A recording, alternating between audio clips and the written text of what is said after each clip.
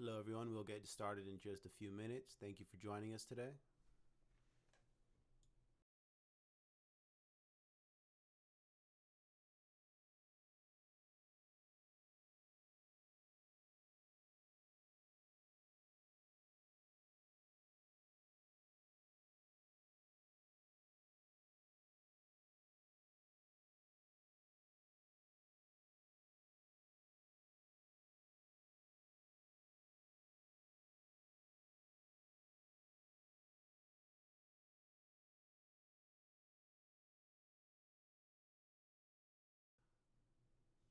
Good morning. Good morning. It'll be about 5 minutes till we get started.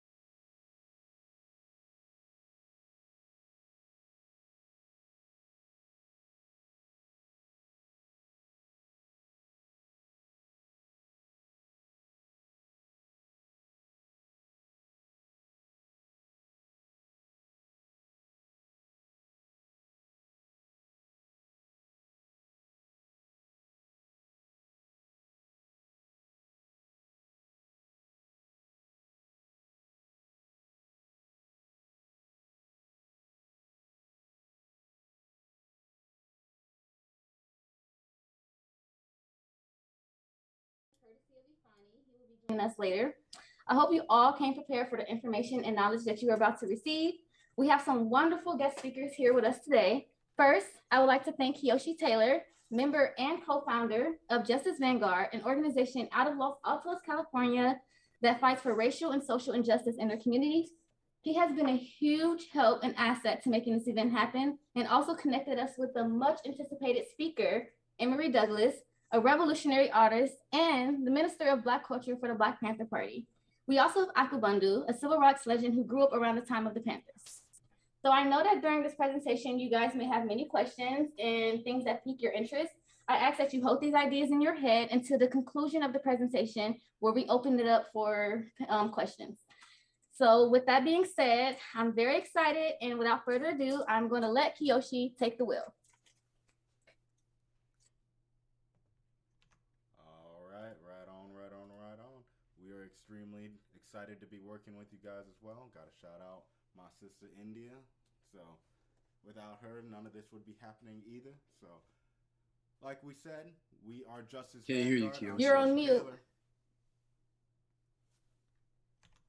You're muted, huh? Yeah, you got me muted. Hold on, there's too many screens I'm trying to figure out. Just push on mute. There we All go. right, let's try that again because apparently he had us muted. I'm Kiyoshi Taylor. This is my co-founder. I'm Kenan Moos. Good morning. I'm trying to figure out this tech at the same time. I appreciate everyone. I'm excited to be here with everyone today, so we're looking forward to it. Yeah, but so we are Justice Vanguard. We started this back in 2020, and when and my Zoom crashed. We started this back in 2020 around BLM when the killing of George Floyd took place. I led a protest. I got about 6K. So did Kenan in our respective towns, and we decided to join together and see what kind of good we could do in our community. And we decided Justice Vanguard wanted to be the base of education in our town, and we wanted to spread that wealth of knowledge out. We center ourselves a lot around Black education, and our tagline actually is on the front lines of education. We like to also say we will solve racism with a smile. Is that it? You don't want to? You kind of covered it. The goal of why we came together really is to be able to create a lasting impact in our communities. We saw that two of us have voices that we can use, and what ways can we step up to, one, speak ourselves, but also to have incredible people like we have lined up here tonight to speak out as well. So I'll take this. I got you. So the blueprint for JV, it started with how can we build a community around ourselves, and then how can we also educate that community? Because the area that we live in, there's a smaller amount of Black people, so how can we form a community with them, but how can we also create a safer and smarter community by educating the public? So many of the events that we've done, like Juneteenth events, we're about to be hosting our third one this year. Black is Beautiful event, which was a huge arts and community event as well. Each one has an element of education to teach about why we're here today or show some aspect of beauty. Yeah, and a lot of the ways we promote education is we will never tell you what to think. We will give you all the information, all the details, and we want you guys to then go home and ponder some of the questions raised. As you can see, my quote is critical thinking is the most important weapon we have. I truly believe that. So I hope you guys leave here today, maybe not with the answers, but at least with some new questions. There's multiple ways of fighting systemic and just flat out racism. So there's fighting the system, working to dismantle societal systems of oppression, education, of course. So that's what we're doing here, talking to you guys, BSUs, and learning about what isn't, taught in the textbooks. There's the political fight, going to your local council meetings, shutting down your local council meetings, and then there's bringing the fight home, and it's having those difficult conversations with loved ones in different public scenarios where you see something wrong and making sure you stand up for it, but have the knowledge to be able to call it out in the right way, not just scream at someone because someone did something wrong. So ways to be productive in having that conversation so that the other person leaves learning as well. Seeing the conversation 360. So like we said, these conversations, they get heavy, so let's solve racism with a smile. I didn't smile. All right, so that's a little bit about us, but you guys aren't really here for us. Everyone here and on YouTube is here for our two guest speakers, Akubundu and Emory Doulas. Up first, we have one of the original Black Panther artists. Without him, a lot of the art you see from the party would not exist. He was published in most of their magazines, I believe. I think all but one. Is that correct, Emory? Weren't you published in Most. Yeah. Most. So yeah, you guys are in the room with a legend, and without further ado, Emory, please take it away. Delighted to be here with everyone. I'd like to start off like we were saying, the Black Panther Party, all power to the people.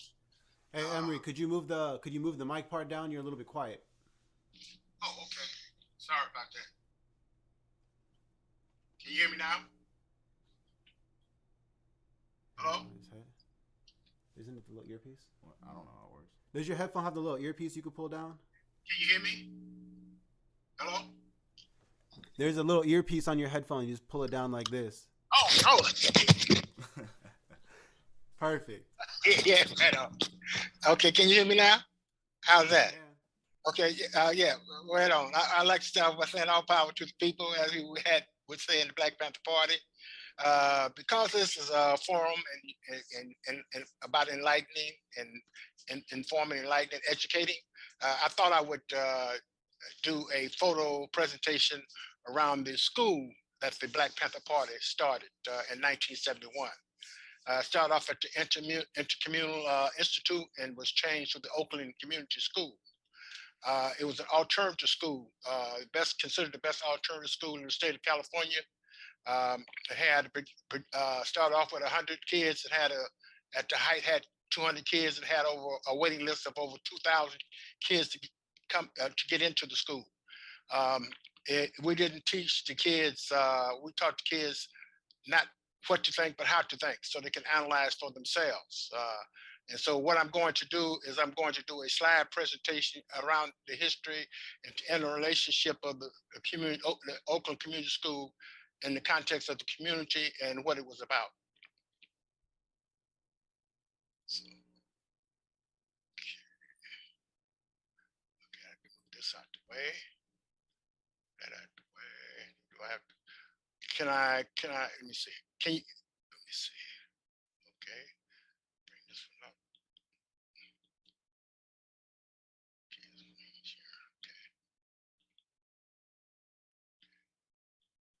Share. Now share. Okay, now screen sharing. Now I'm hitting my what's happening is that my slide PowerPoint is not popping out for some apparent reason here. I press screen sharing. Okay. Is your PowerPoint on your desktop open? Yes. Yeah, let me do that. I'll go back to that. Yes. I'll go back to that. I'll see what I'll just put it out here. I have it right here.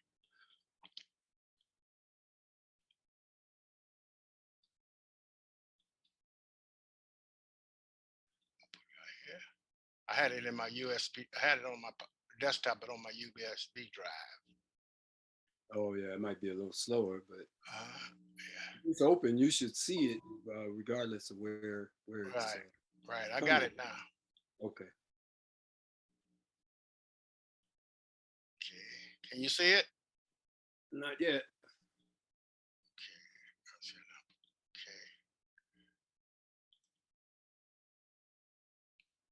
It says screen sharing failed. Please start again. Share. We had a couple of technical issues too, like that. How's that? I don't see it. No?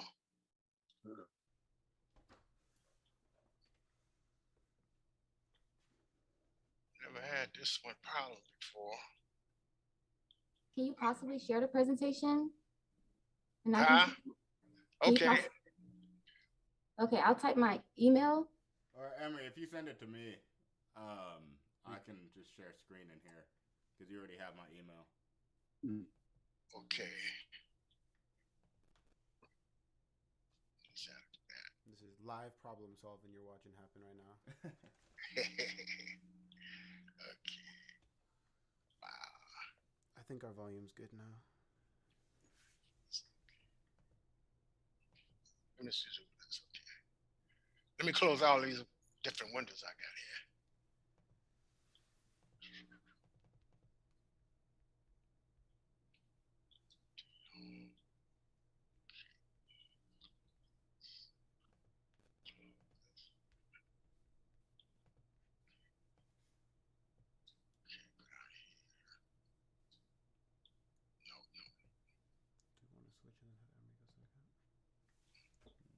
Kiyoshi, I'm gonna send you mine also in case I have the same problem. All right, no worries. That was wrong. That came out wrong. That.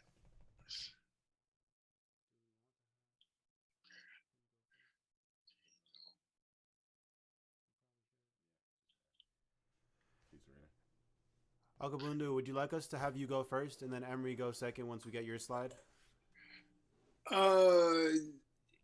Yeah, it doesn't matter. However y'all want to resolve it. Now I know we've done it before, so I've seen it. His ability to get it up and going. So. Whatever. I'm following your lead. You're the host. Yeah. Why don't you go ahead and share your screen, and then Emory, once you get it to us, we'll share it for you. That's be fine. Okay. That's Yeah, perfect. it's probably Cool. probably better than to try to follow Emory Douglas. You know, it's probably a blessing in disguise here. Give me a. All right. Let's see now. After all that jaw jacking, if mine works. Here we go. Is that Perfect, up? we got you. Ooh, Okay. image. Okay. All right, family. And just want to thank our brother Kiyoshi and the members of the Justice Vanguard. And as always, honored to be on a platform with our brother Emory Douglas. We both live here in the San Francisco Bay Area, and I tell you, more than on one occasion, his presence has lit up a room with energy and history and knowledge and art. So thank you, brother. And he's funny too. All right. My name is Akubundu Amazu. I'm an organizer with the All African People's Revolutionary Party. And when I was invited to do this, I wasn't quite sure all of the programming, but we look forward always, particularly this time of year. We somewhat facetiously say that our people are a little bit more in tune to hearing about our history and our truth. But we know that you as students are like that year round. So we appreciate being able to come to a university level and to speak to students at that level. One of the, so again, just in my presentation, I'm probably rambling a little bit, but Kiyoshi, you guys keep me on track with time. We'll aim for no more than 15 minutes.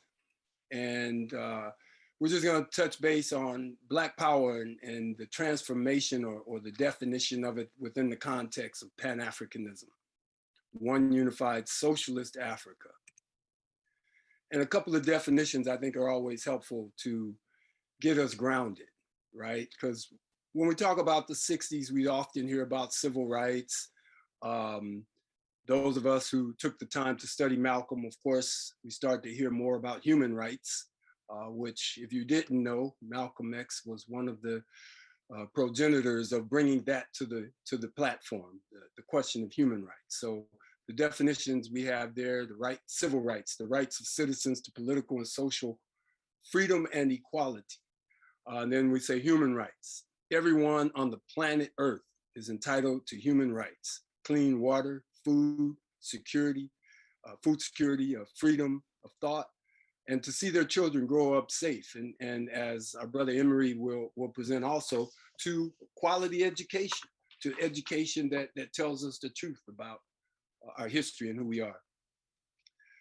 This slogan of Black Power is an interesting one, and we'll break it down a little bit, but from Wikipedia, it says Black Power is a political slogan and a name for various associated ideologies aimed at achieving self-determination for people of African descent. It is used primarily, but not exclusively, by Africans in America, in the United States. Notice I had to switch that a little bit. One of our political lines as the All African People's Revolutionary Party is that we are an African people. But going on with our definition, political power. First, the ability to define phenomena. Secondly, the ability to make make these phenomena act in a desired manner. That is from Dr. Huey P. Newton, one of the co-founders of the Black Panther Party here in Oakland, California. So let's remember that definition. The ability to define phenomena. Secondly, the ability to make these phenomena act in a desired manner. Carrying on to a definition by one of our great leaders, the President of Ghana, the first president of Ghana, Kwame Nkrumah. He made the statement that Black power is part of the world rebellion of the oppressed against the oppressor, of exploited against exploiter. Notice how that definition is evolving once it starts to connect with the global presence of African people. Not to take anything away from Wikipedia, but sometimes people get a narrow view of it. But Nkrumah, being the Pan-Africanist he was crystal clear on that. So when we look at the 60s and that era of revolutionary energy on a global scale, we want to touch base on a few lessons learned. This is a very important. We must control the narrative of our struggle for justice, right? We can't let somebody else come and define who's our friend, who's our enemy, what our interests are. We just went through a few definitions. The identification of friends and allies and enemies, right? I hear some people talk about, oh yeah, we're about to have a war with Russia. I say, no, we're not. The US might be. But as African people, if we don't define our interests from our historical understanding, they will send our children off to fight another unjust imperialist war. And we can't have that. So it comes down to us, particularly you also as students, to help us to provide these definitions to our people, to provide an analysis to African people and to all of humanity so that we know the truth. So identifications of friends and allies and enemies, right? Where, when, and how we confront the enemy. And I think there's a lot of lessons that can be learned from the Panthers in that context of because their confrontation with the enemy was what motivated us and what sparked a youthful generation to say, yeah, we're tired of taking this stuff. And I think that's important that we recognize that the courage and the bravery and the determination that the Panthers showed us is one of the main things that had the Panther Party blow up to be so dynamic. And I just love when I talk with Emory, he talks about, in some of the places he's traveled, oh yeah, they had Black Panthers there too. I mean, he's all the way down in New Zealand talking about Black Panthers down there. And it's, it's just a wealth of history that we have to learn, that we have to put in the proper narrative and the proper perspective. And so I'm so, again, glad that we're talking to students who have those resources available, who have that occupation available to them to do that. And as we say there, without these things, you will be on the wrong side of history. And nobody wants to be on the wrong side of history. I think that's a bit of a liberal translation. What it really means is that you'll be a traitor to your people if you don't study and have the correct analysis of where you should be. This is one of my favorite quotes by one of the great revolutionaries, the brother Frantz Fanon. Each generation must discover its mission, fulfill it or betray it in relative opacity, right? So you might not see it, but you better get it done. And it comes out in your actions, right? I mean, there's some smooth talkers out there and we've all come across them and they're on YouTube and they're everywhere, some smooth talkers. But the real proof is in your pudding, is in what you do. And so let's not get swooned by just smooth talking. Let's know what we're looking for. Who are the exploiters, enemies of humanity?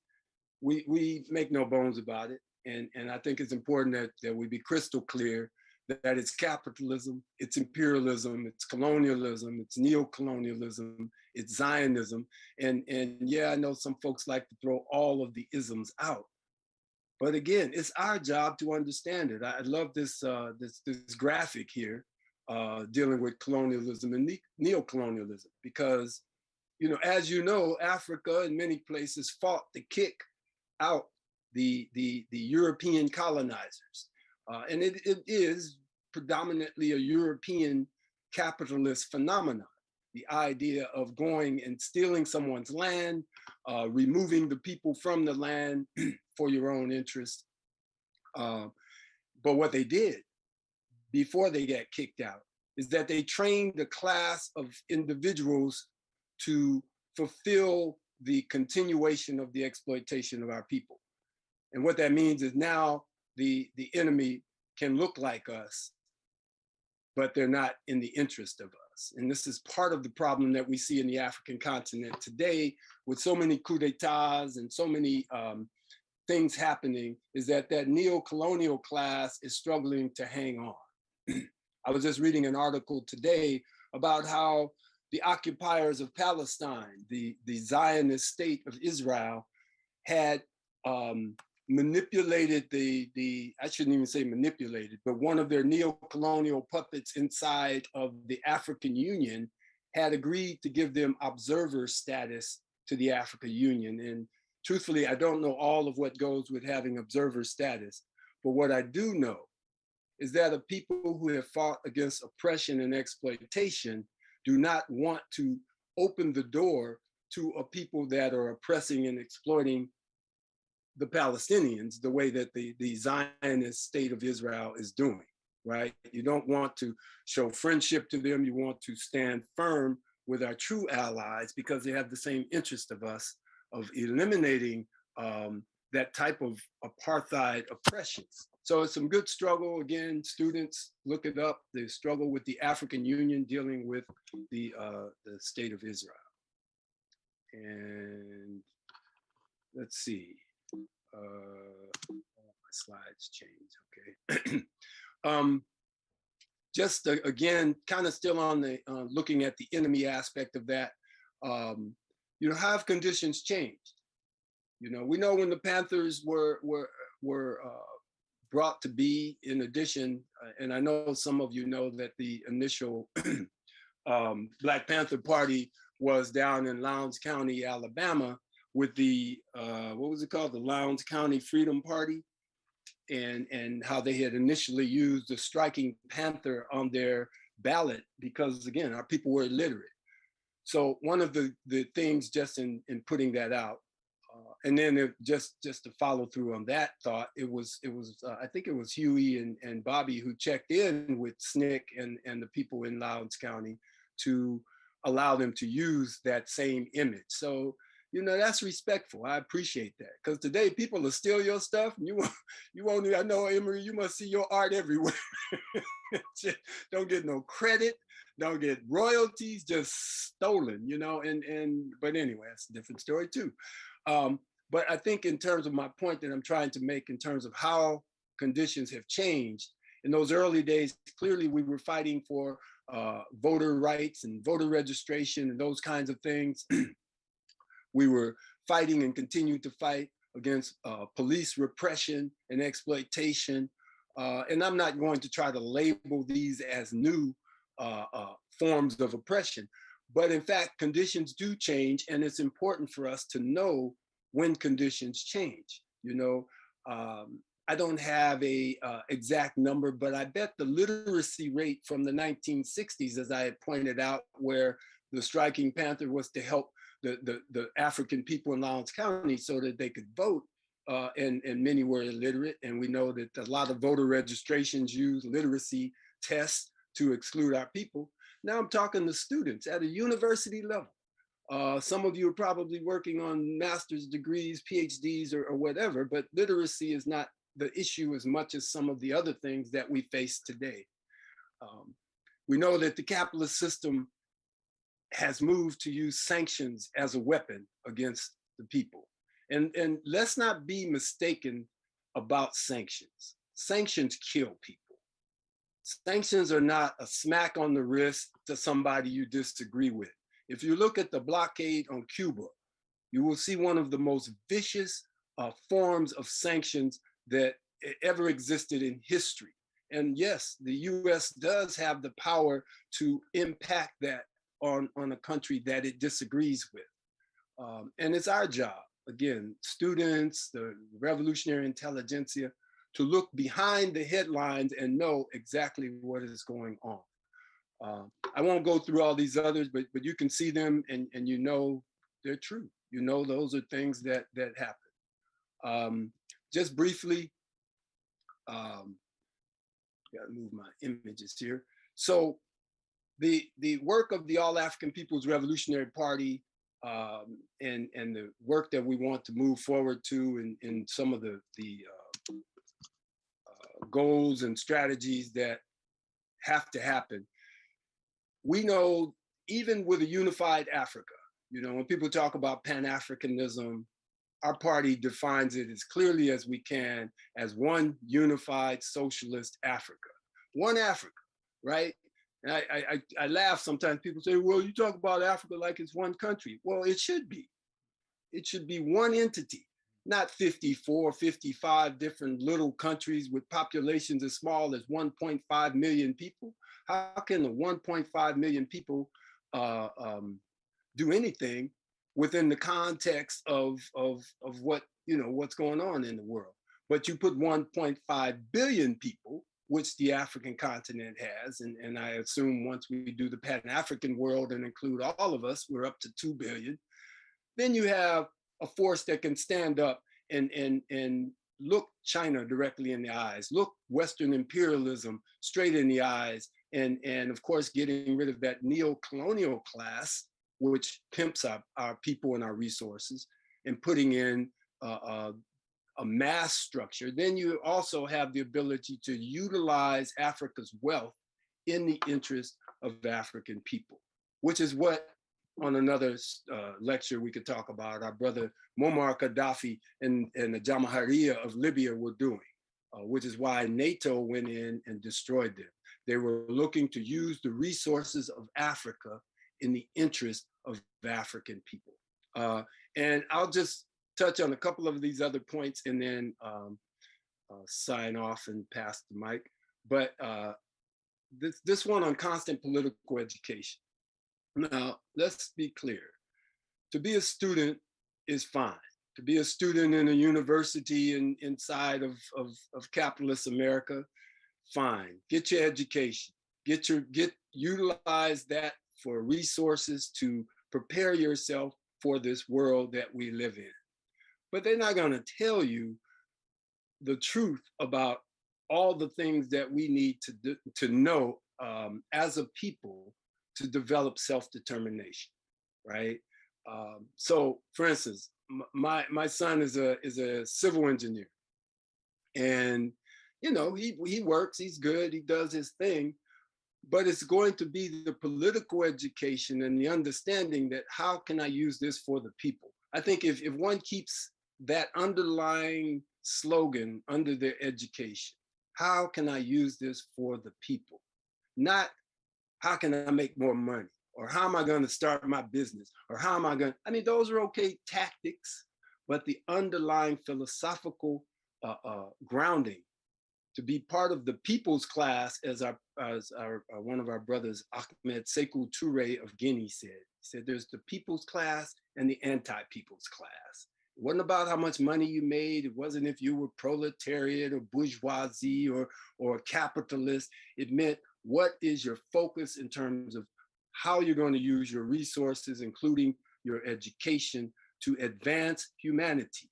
And we call it simply the people's class, right? So if you approach education with that underlying understanding that I want to be part of the people's class, I want to have an impact on transforming humanity into a world where we don't see the type of things that we see happening to people today. We want a positive growth, positive environment. And lastly, I'll just jump to that last point. Join an organization working for justice.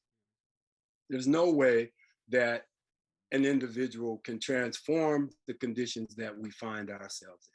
There's no way, right? It's like our brother Kwame Ture, formerly Stokely Carmichael, used to say, that if one person could do it, he would have done it already. You know, he's deceased now, but I'm sure that many of us on this call, if we could change the conditions by ourselves, we would have done it. We could move on to something else. It can't happen that way. We have to be an organization. And an organization that's working for justice, one learns about working with other people, learns about collective sharing, collective ideas, learns about the struggles and the challenges that you run into when you have differences of opinion. And all these things that go on in an organization. And from a Pan-African perspective, when we talk about coming to organize 2 billion people, then we don't want 2 billion necessarily individuals. It's much easier to go and get, you know, people that have been in organization, that whether it's a youth organization, a labor organization, you know, workers organization, a women's organization, everything that a student organization, you learn these skills. Put it on your resume. Make sure it's connected to whatever you're going to do in life. And I probably have gone on long enough. I know I do have some more slides, but I'm gonna yield now and give it back to Kiyoshi and see where we go from there. Thank you. Man, thank you very much for that. That was incredible. Yeah, we need to have you back sometime to learn a little bit more about the AARPRP. But until then, let's hand the baton over to Emory Douglas.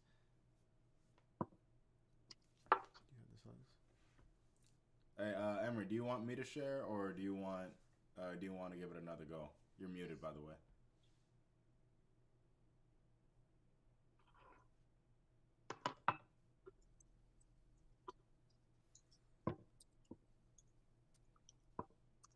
Oh, boom. Awesome.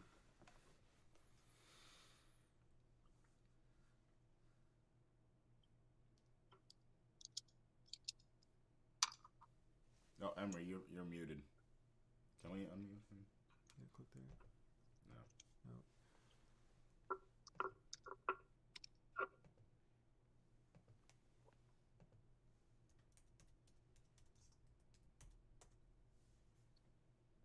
Okay, now, okay, but now the PowerPoint's not showing. There we go. Okay, now I'll go up here. But now I'm trying to get it back into, let's see. Oh, here it is, the share down there. Okay. Okay, very good, very good. Actually, this is, this should give you some historical context of our school. That was a preschool for started off as a liberation school. And our kids was getting suspended from school because we were always educating them and informing them and enlightening them, and they were questioning teachers in the school, and they were getting suspended because the teachers didn't like them correcting them or enlightening them.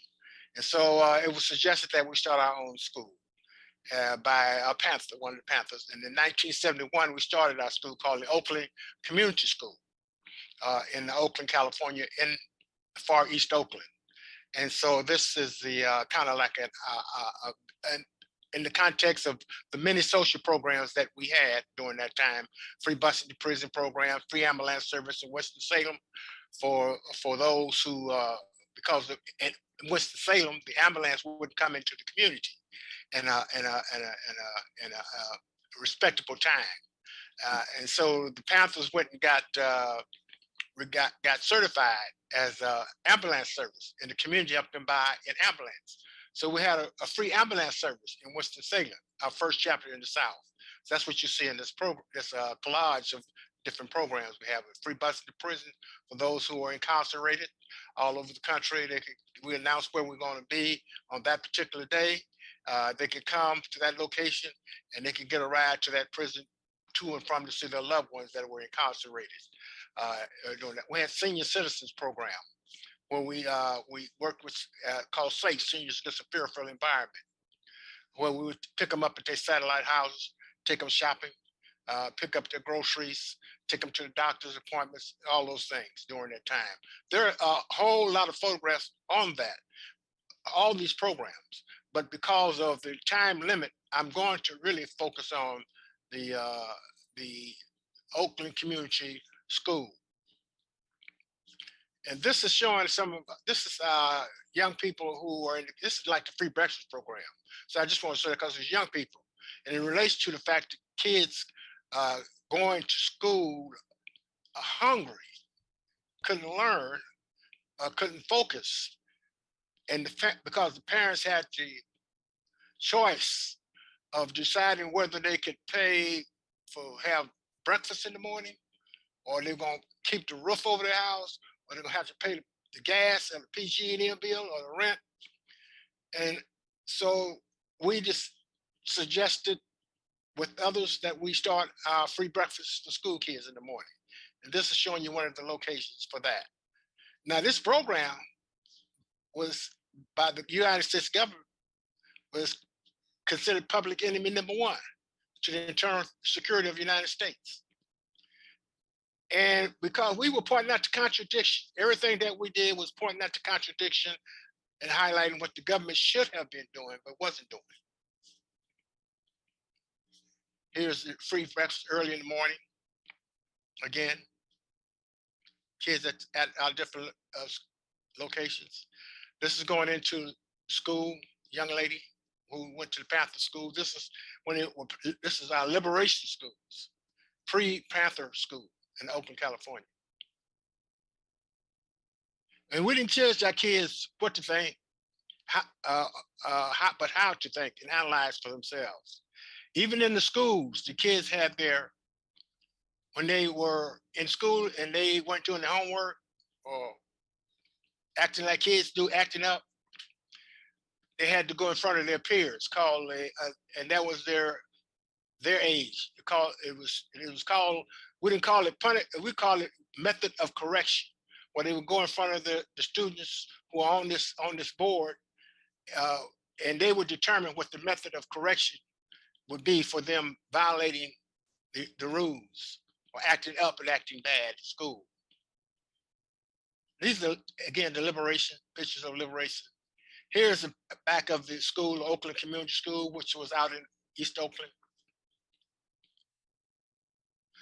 Here again, during our school, we had, here you see is Maya Angelou, who used to come through the school and teach at the school, talk with the kids in the classrooms.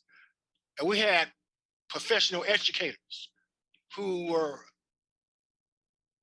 had a social justice consciousness about themselves, who we had come in and help us outline the best way to set up the school itself. So it wasn't like we just did it in isolation. We had those who had those skills, who had that knowledge of putting a curriculum together and all those things, an alternative kind of curriculum. And it had collectively, the kids worked collectively. It was working together always. We also had, if you see below, above, we had child care centers, preschool, where the kids were in child care centers across the country, where we had chapters and branches as well. We always said that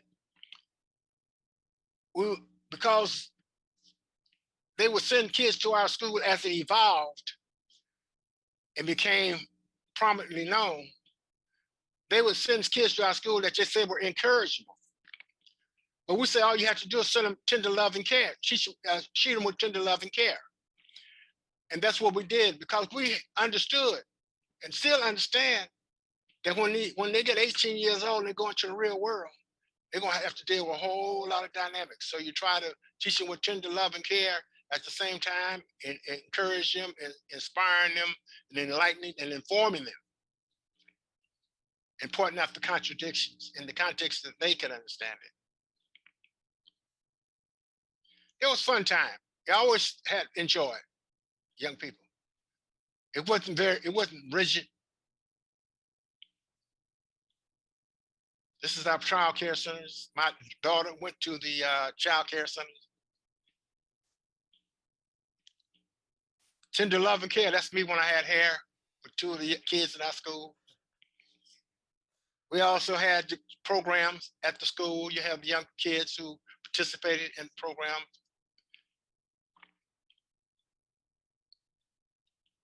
Here again, you had exercising programs, all those things as well.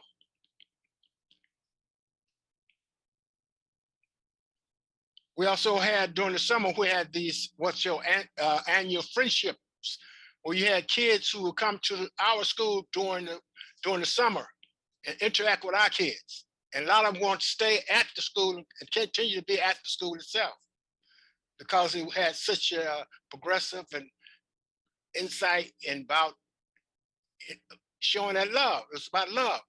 That's again, when you say revolutionaries guided by love, that's the reality in the context of serving the interests of the community. This is just like in the back part of the school itself, one of the big yards. It was about a full square block. This is Erica Huggins, who was the principal of the school. The school went from preschool up to about the 9th grade till they were about 10, 11 or 12 years of age. One of the first graduations. Here again, and the young kids, they made decisions and stuff on what kinds of programs and things they would want to do. It was not necessarily the staff, but they had an inclusion. If they wanted to put on fashion shows, if they wanted to do other things, they were involved with those decisions on how they would be. This is a young lady named Kalita. She went on to to play Bernie and Mac's wife on the Bernie and Mac show. She graduated from our school. There's also a video online that you can see from the Oakland Community School. It was a 4-part series that PBS did on the best alternative schools in the country. And you had Lamar Burt, I think of the brother who played in Roots, who narrated the video, where she did an interview with Huey Newton, and it also gives you real insight into what our school was about as well. Here, A Brighter Day, that was the theme of this particular rally. And this is in the auditorium. It had historical context of the youngsters, and they were also included in the writing of the themes for the performances. Again, dealing with the Klan, performances below.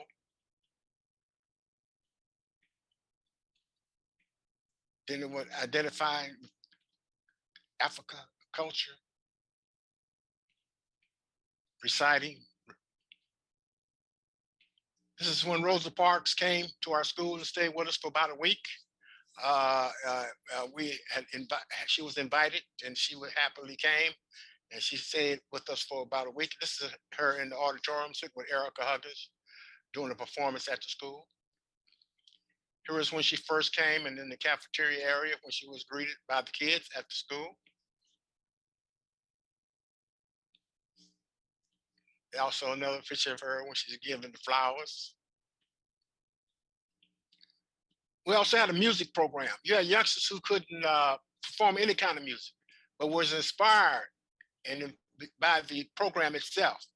And Charles Moffett, the well-known jazz musician who passed on, was our music teacher at the school itself. And these kids went on to do a lot of performances all around the Bay Area.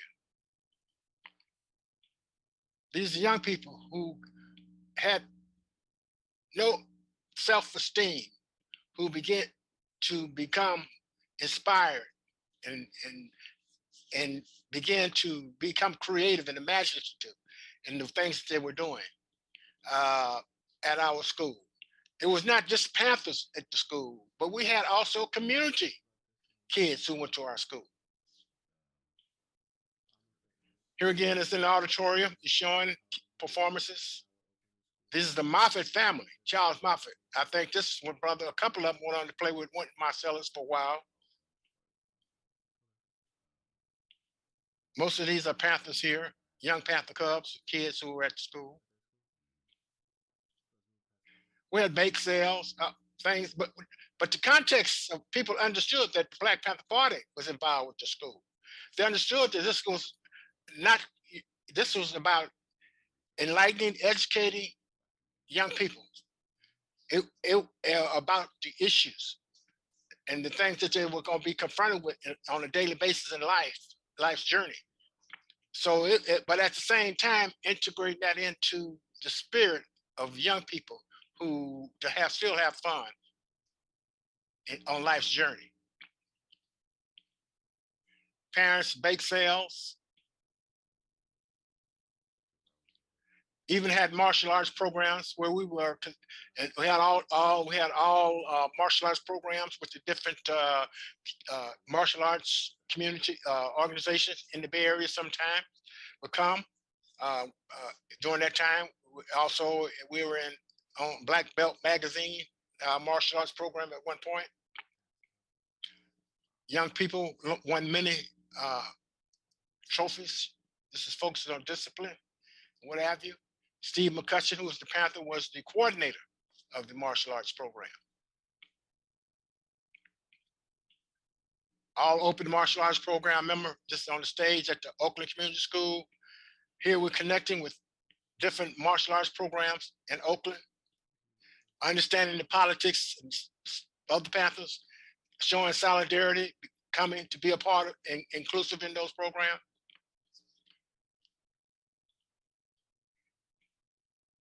Again, many trophies, community folks, youngsters in the neighborhoods who come to the school, won many martial arts programs, trophies. This is when we had radiothon to raise funds at the school, 24 hours from sun up to sundown. This is in the yard that I showed you earlier. And this is the part of the fundraiser.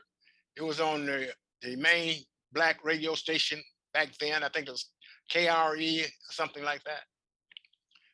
You had people like Don Cornelius of Soul Train who came through.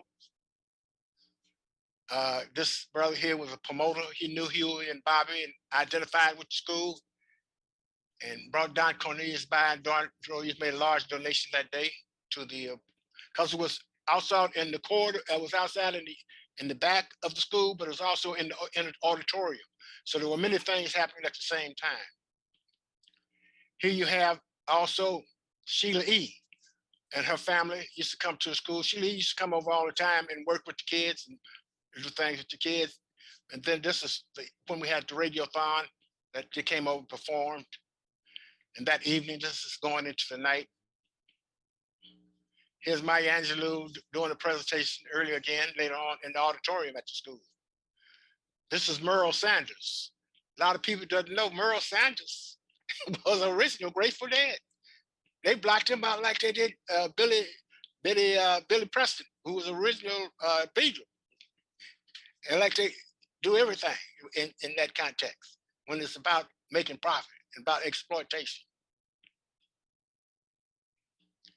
We had John Lee Hooker, who came, did performances for us. Oscar Brown Jr. came and stayed for 2 weeks, did theater performances and plays with the kids. Also at Abby Lincoln, who's Aminata Masika, came later on, and she also did about 2 or 3 weeks there with the kids. So again, a salute to the summer youth program, kids coming in, performing, different things were happening. In the auditorium, then also we had the we call Son of Man Temple then. Also we had Malcolm X Day celebrations each year.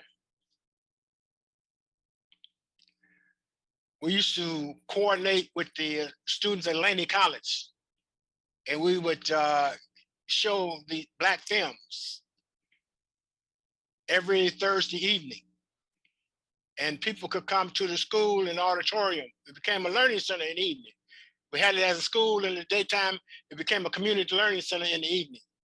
And they could come to see these movies for less about $1.50 on Thursday night, movie night. These were up. This is up here. That's those youngsters here, the two twins who worked with us, who weren't Panthers, but in the spirit of Panthers. And they would come in and work and help out with whatever needs to be done.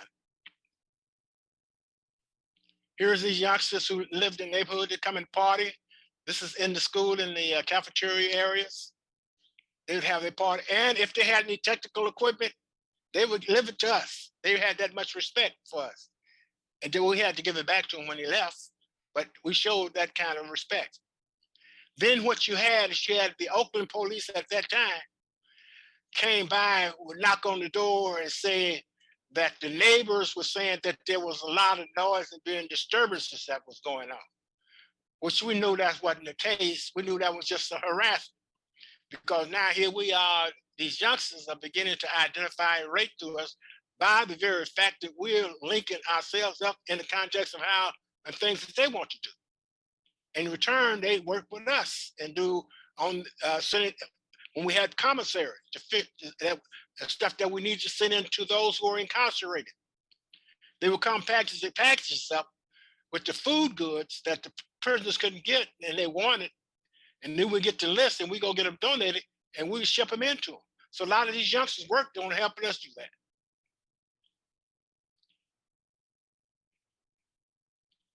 Here's the different people who supported us and performed in relationship to those programs. We also had fundraisers to raise funds. You have raffles and things. And this, she was a winner for a raffle, for buying raffle tickets for the school. This was an African brother, I can't think of his name, who also won a prize. We also had barbers and stuff who donated. So you're seeing the link. The Panthers weren't an isolated organization.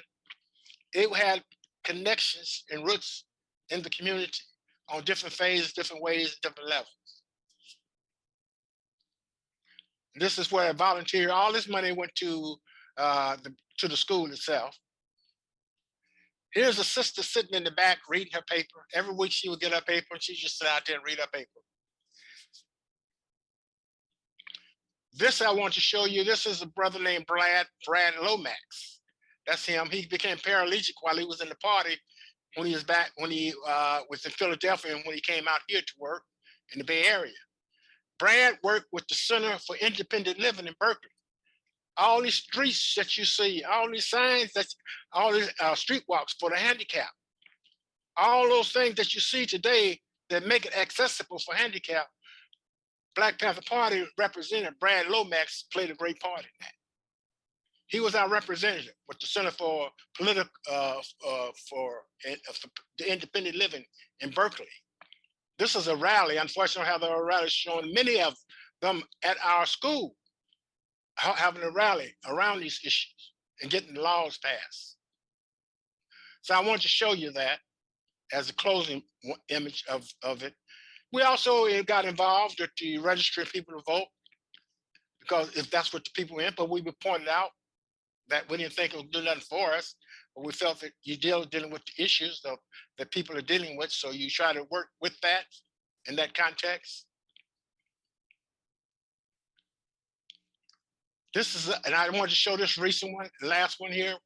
I got one more, but this is the last one. When we, with Cesar Chavez and United Farm Workers, we helped them get unionized. This is us in front of the Safeway store, right down on 27th and West. Used to be, it's an auto place now.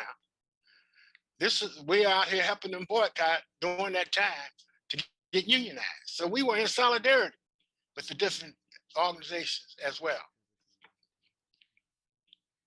This is us when we went to China in 1971. We took a diverse delegation to China. We was invited to China. Huey Newton had went before us, and he was supposed to meet with Mao Zedong. That's when Mao Zedong was ill, and he couldn't meet with him, so he met with Zhou Enlai. And while he was there, they asked him, and while he was there, he was at the Peking Hotel, And as he was coming out the Peking Hotel, there was Samora Machel was there. And he met with Samora Machel, who was then the leader of I think it was Frelimo of Mozambique, the revolutionary movement of Mozambique. And before he became the president later on. And there's a photograph of him and them shaking hands. But it was thereafter that the Friendship Committee in China asked Huey Newton to if he could form a delegation to go. Now, when Huey went, it was politics involved with it, because it was about the time that détente was fixing to start between China and the United States in relationship to Henry Kissinger going to China. Therefore, they was going to begin to have this so-called beginning of a new era, or what they would call it, of friendship between them, the United States and China. So we wanted to go while it was still in defiance, while it was still outlawed to go to China. So it was arranged for Huey Newton to go along with another delegation that went prior to détente. So to be in defiance of what they were saying, you can't go. We went anywhere we wanted to go at any given time if we were invited. And so we went to China. This is at the Great Wall of the People, where we were there. We were invited there, and they paid for the whole trip. We stayed there for 31 days. We went to everywhere. We went to Yunnan, which is a place where Mao did on art. And we were there for about a day or two. We could hear all these noise going on. And the buildings were shaking. We asked them what that was. They said, "Oh, you close to Vietnam at that time." And so it was, when that was there, we've been to Africa, Asia, Latin America, all over the country, wherever you name it. And we're always in solidarity with the oppressed people's struggles around the world. So that's basically my presentation. Thank you very much. Man, thank you. I could listen to both of you, Emory, Akubundu, talk for hours.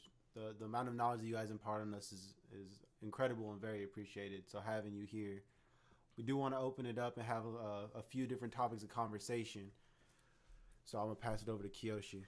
Yeah, if you guys have seen in social media recently, I don't know if it's reaching all the way out there to people in Ohio, but one of the original Black Panther buildings is about to be torn down. Now everyone's making a huge fuss over this in our area, but I feel as if people are kind of missing the point.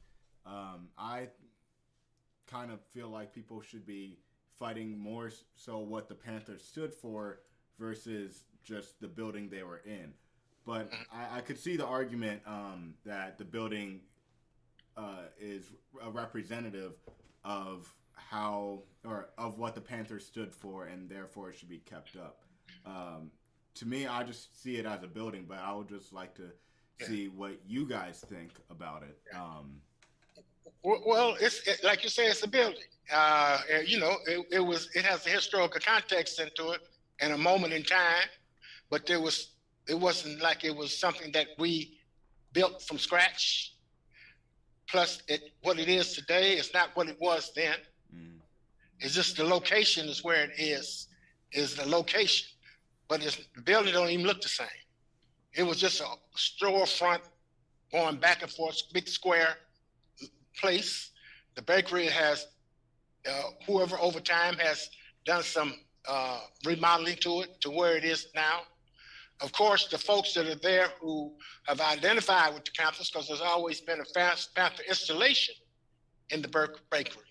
So in that context, it has, and Bobby Seale lived across the street on 57th Street, and went to the old Merritt College, which is right the next block up. So in that context, it has a lot of sentiment to a lot of people then, and those who look at it from the standpoint now of seeing it in the context of the installation is there. But we have a landmark in Oakland already that people don't know.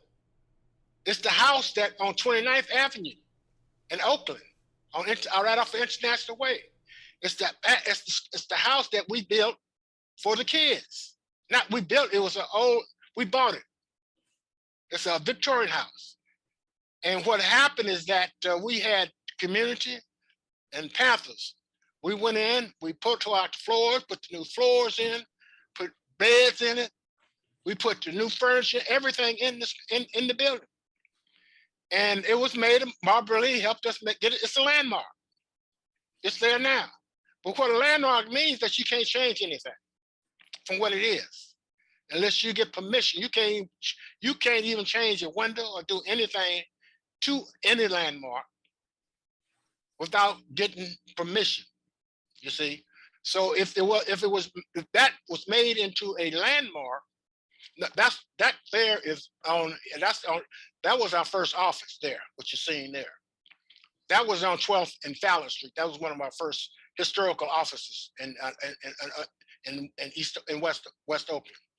But if you're talking about a landmark, you can't whatever it is, and they can leave it there and let it deteriorate. You see, if whomever is in charge of that don't appreciate or respect your politics or what you're about, they can just destroy it. They can just let it deteriorate. I went out there on 20. I've been by there several times on 29th, and you can see that nothing's been upkept. Not even the sign that says this is an Oakland landmark. You know. Yeah. Okay. Can I comment on that, Kiyoshi, also? Oh no, go ahead. Yeah, not to cut you off, but I just want to comment because, like Brother Emory is saying, and this is why organization is so important, and these type of programs where we can kind of get a glimpse of what we have to do. As Emory showed us all those beautiful photographs and the children, and now as we're talking about a landmark, you youth have this technology of social media at your fingertips. And, we all kind of peruse it and see all kind of nonsense, but then we also see some consciousness, some politicizing of the community. And it's those kinds of uses of the resources that have to go on. We have to utilize everything at our disposal to organize our people, to politically educate our people. And just as this landmark, and unfortunately, I wasn't real familiar with that, but that's the kind of a summer project that youth can come together and say, look, if nothing else, we're going to raise consciousness about this. We're going to raise the contradiction that we're seeing with that. And then once you wage that fight to get it kept up, to get it brought back up to the standard that it should be, then it links up with other types of landmarks, of historical things, of events happening, and you can create tours, or you can create political education tours. And I think there used to be a walking tour, wasn't it, Emory, at one point, of Panther sites? And yes, of course, they would go by places where some of the comrades had been murdered, like Little Bobby Hutton Park, which was named Defirmary, but the people renamed it to Little Bobby Hutton Park. The first person killed in the Black Panther Party, he was 16 years old. He was one of the first members to join. So I didn't want to leave it also outside of the context of how we can utilize these resources and why we have to keep coming for you, the youth, to be organized and to recognize that these are resources that we have to secure.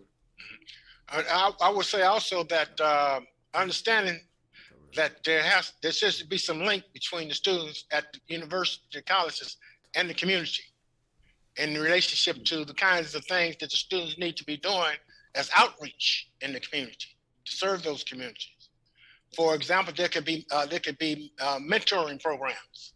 There could be many things that students can be doing that link them to the neighborhoods and the communities that most schools colleges are surrounded by, are inner city poor neighborhoods. In many cases, not all, but in many cases. But if even not that, they still have some kind of way they should link out, and that'll be part of the demands, that having that link and that connection to the communities themselves. In regards to that landmark, the guy owns the building. He say he already made the deal. The thing now is that they claim they're going to be 2 or 3 affordable units. Now, now, see, that should be the demands, that they all be affordable units. You see, there should be that's where you can begin to things that the quality of life is the issue today. But most people are trying to survive. So you got to think of it as a quality of life as informing and enlightening and educating people about their rights, pointing out to contradictions of what is and what should be being done. You see? So there are many things, possibilities with that issue itself, that can be done, There are some who say, well, they welcome it, and that there's going to be images and stuff on the outside, but then who's going to be able to live on the inside? How many people? Yeah, no, wow. Whenever you guys talk, it's like I just put a dictionary in my head, and just. But I wanted to bring Miss Price in on this because we have a lot of people right now at universities, and our education system is very disproportionately white, and I know their schools are going through the same thing as well. So I just would like to wonder, or kind of question, like, what can we do about that as a Black community? Like, how do we help empower education? Well, you have to have a solidarity and alliances. That's the one on the campus, and connected with the community, as a premises, and you have to have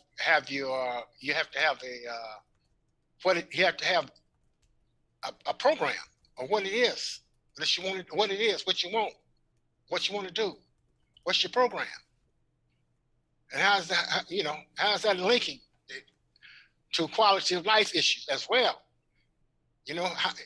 Stimulating the mind, stimulating the mind for what, for whom, for how, when, and where to go, where you gonna go with it, what you gonna do with it. That's an interesting question. Sorry to interrupt, guys. I just wanted to give people who came to this event a little time to ask you guys questions, but the question that Kiyoshi asked was similar to the one that I had. Most of us standing here is here at the University of Dayton, which is a publicly white institution. So being at this institution, we have to operate in white spaces a lot more often than we do in Black spaces. So do you guys have any tips on what we can do, and like anything that you give us as advice when we're operating in these spaces where we're the minority? Well, you got to have allies, that's for sure. Now you can have allies, that you can work with, that are supportive and in solidarity with your issues.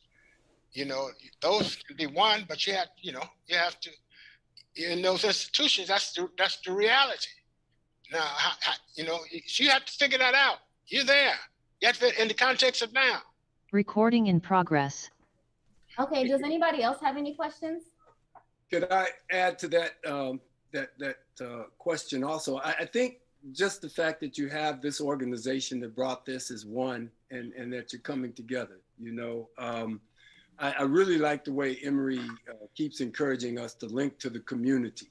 And I don't know exactly what communities the youth there at the University of Dayton have come from, but they're going to go back in some capacity, or they're going to share the knowledge that they have there. So it's really important, as we pointed out in our presentation, that you also use some of your time to politically educate each other, right? One of our structures in our party that we call work study circles. And in these circles, we meet every 2 weeks with a curriculum that we've developed, not one the university developed, one that we've developed. And it centers around us learning our history, learning the enemies of Africa, learning what Pan-Africanism's history is, learning what scientific socialism is. And it really boils down in terms of meeting once every 2 weeks, reading like 5 pages a day and coming together and just having that ideological discussion about these historic materials or contemporary materials. In that same session of our work study circles, we study what we call the world geopolitically. And in that context, we don't just rely on the news media to tell us what's happening in the Horn of Africa. We reach out to the organizations that are there. We bring in the youth from Eritrea and Ethiopia to talk about it with us. You know, so those are some critical aspects that we encourage the youth to do, is to start a political education program. I know as I worked with the students here at San Jose State over the years, it's always a challenge to balance the social forum or the social aspect that students think they join a club or an organization for, meaning they want to party a lot, with the fact that we have this work to do to politically educate ourselves. It's your responsibility. So you can reach out to us. We can share our curriculum. We can share, come back at another time and discuss more particulars of that political education program, which we would offer up. Thank you. That sounds really great. I wanted to add to that. Part of the disconnect is what's happening on our high school campuses, where I've noticed, like when I was in high school, BSU, we understood it to be, it was more educational for us. And I know prior to that, it was more activism and protesting and unity and things of that nature. Being a native of Oakland, I want to say developed. I wasn't born there because I was on the cusp of San Leandro. So I was born in San Leandro, raised in Oakland, developed in my mom's womb in Oakland. And then being involved in BSU there, and just any student club that was there was a unity and there was an education that was there. However, when I did leave to go to San Jose State, and do all of my college education as well as my grad school, I stayed there. I noticed a disconnect. One, I noticed that my education was not as great as I thought it was, although I was at the top of my class. But I also experienced a lot of disparities, not only in my education, but just in the way that I was treated, the way that people thought about you. And I linked on to BSU. I linked on to joining a sorority. And then I also linked on to African-American studies, which that's what I ended up doing as part of my, my learning and my degree, where I double majored. And so those sources were the things that kind of helped me to regain who I needed to become, because I was lost. And it was a different culture going into Santa Clara versus Oakland, where we outnumbered, versus when I went over to Santa Clara, I was the few or the small percent. And having to reteach myself, having to relearn and deal with the racial disparities and just the microaggressions that you had to face as a person of color. It was a growing pain, but it was something that I wanted to do. But what I noticed, I'm in my 21st year of teaching just by happenstance. I wanted to work with at-risk youth, and I had planned on working in the California Youth Authority in Sacramento, but ended up not doing that pathway simply because my allergies turned to asthma out there going to Sacramento. So I stayed in Santa Clara. And what I noticed on those campuses, once I went out of the non-public sector into the public school sector, our BSUs had changed drastically. It became more of a social club for kids just to get together and hang out, get a couple of numbers, do a couple of events to get out of class. But we lost that teaching. We lost the the aspect of connecting into our communities where we could learn about the things like activism and what people did. And it was all where it fell on the shoulders of whoever that advisor was. And so I spent my years, because the kids didn't feel like there was an issue. Well, we get along with, you know, the white folks in our school or other people, and they're accepting of us, but only the outside looking in, I knew that we were there to entertain. And that's all it was more of an entertainment source. It wasn't a thing of education. It wasn't a thing of knowing, of students being able to speak up, because there was a big consequence for that. And then you have parents who had to work in order to maintain the lifestyle or a living or being able to just live there. And so there was no support system. And so what I had to do, just being a BSU advisor, is I had to bring that education back.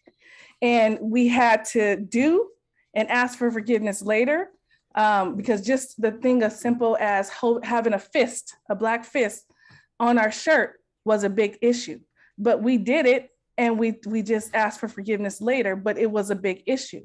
I've seen a change following the killing of Trayvon Martin and Sandra Bland, my soror Sandra Bland, and and now as late as George Floyd and many others, there's been a shift.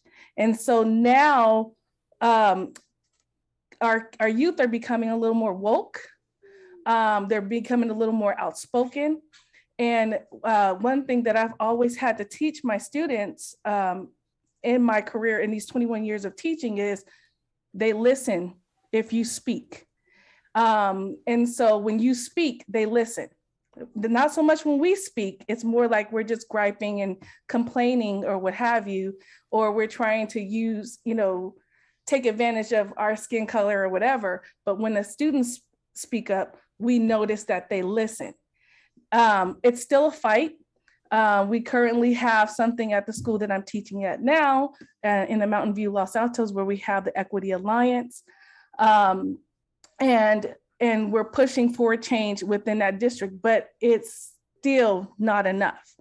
There is change happening.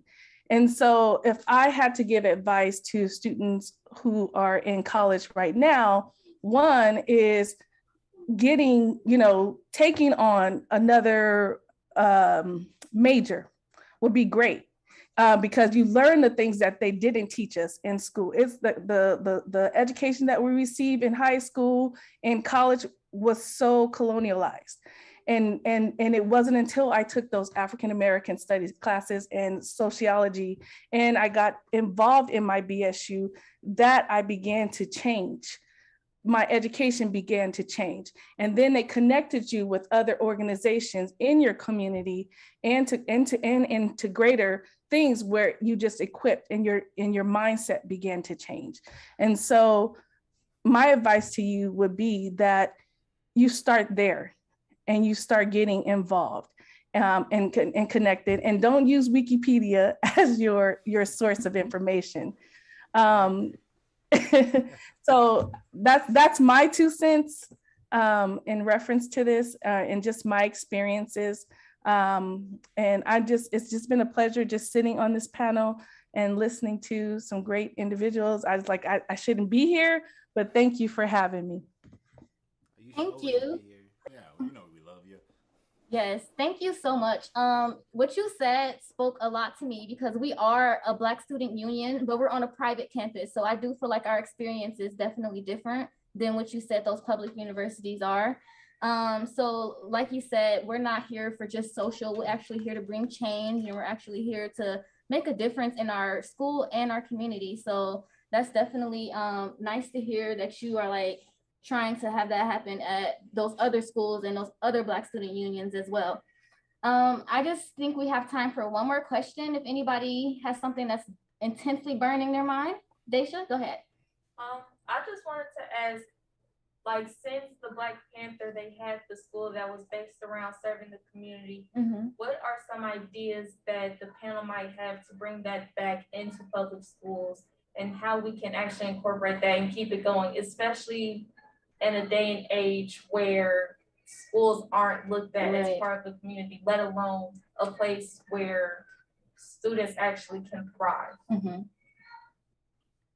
I heard it, but it was I kept getting an echo, so I couldn't really hear it good. I know you said something about the schools.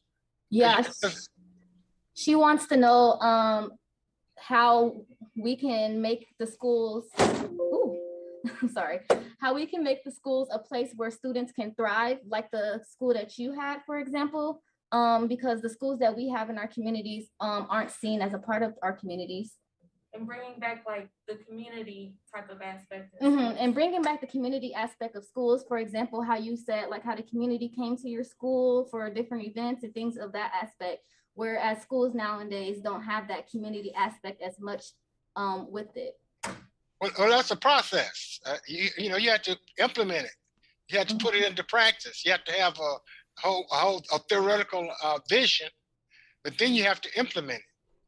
And as you implement, you have to evaluate what you do as you evolve. You have to reach out to people in the community who are like-minded, who want to work with you on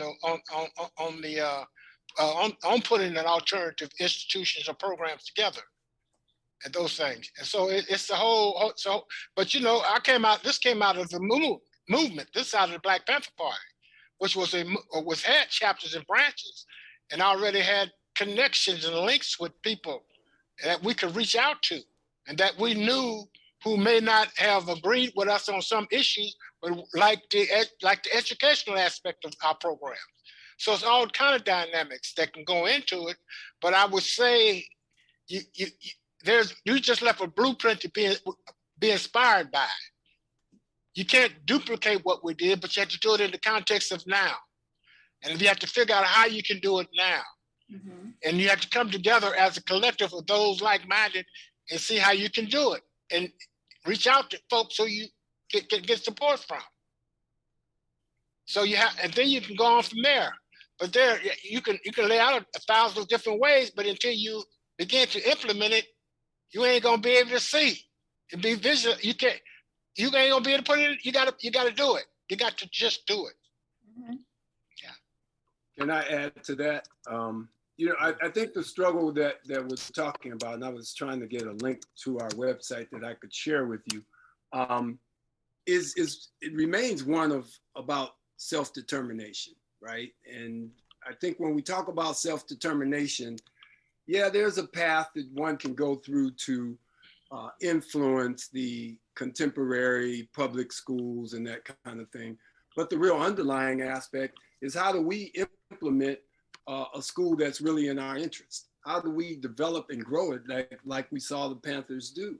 And whether the students there began with, as we said, one, politically educating yourselves, but two, it's also developing in that study process. You study what the Panthers did. There's so many books and materials and articles, and you also look at the most likely area that you think this could set up. You know, where is our community? Where are the students, the youth that you would come to want to organize and to educate? And so I'm not saying that we don't go and try to influence the school board and try to get ethnic studies involved and so forth. That's fine, in a parallel path to the self-determination to develop our own curriculum, our own school. Where we live here in the Bay Area, and I'm not sure if San Francisco experiences, I'm in more of the occupied Muwekma Ohlone territory, which is San Jose. But when you go out on a Saturday afternoon, you will see the Asian communities have taken over the public schools for their Saturday schools. And of course, it takes resources, but once we put our heads together, we can do that. We can garner the resources either to rent the school or another facility. But the critical part is that we and you as students and youth garner that curriculum by your debate, your discussions, your analysis, your study that we can share with our community. Okay, that was an amazing response. Did you think that answered your question? Yes. Okay, sounds good. I want everybody to give a round of applause for the lovely people who came here today and all of our panelists. Thank you guys so much for helping me with this event. It is so insightful to see all of the knowledge that you guys came with and everything that we learned from today. Thank you again, Kiyoshi, for helping me bring this event together and connecting me with these amazing, amazing, amazing people. I'm very excited and I'm very happy that we were able to have this event, and it was a great turnout. We are going to have to move on to our next part of our session. So with that being said, I'm going to have to bid you guys adieu. Is there anything that you guys would like to say before we go? Thank you guys so much for having us. I visit Dayton a lot, so hopefully I see you guys in person. We are JV. I'm Kiyoshi. This is my homie Kenan. Thank you so much, Emory. Thank you so much, Akubundu. We love you, Miss Price, and hopefully see all y'all soon. Love you, India. Thank you. Okay. Proud as always. We stay ready for revolution. It's a slogan that our people in the country of Guinea, Conakry utilized as they kicked the French out. They didn't just say, "Hey, how you doing?" They'd say, "Ready for revolution," when they greeted each other. And that starts to implant a sense of responsibility. So ready for revolution. And thank you. Ready for revolution. Okay. All power to the people. Okay, brother Ziwi.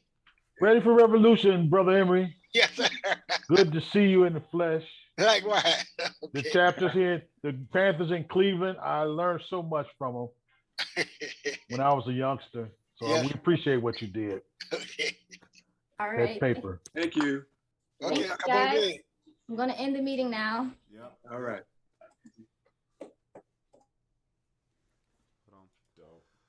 Thank you so much to everyone who tuned in online. I know the video wasn't working for the end part of it, but I hope you could hear us well. We really appreciate you all tuning in, and we will put more updates out. Please stay tuned on our website and social media through the rest of this month. There will be a fully edited version of this with the faces this time also put on our YouTube and webpage as well. So stay tuned for that. Otherwise, stay beautiful, stay blessed, and stay active. We appreciate you.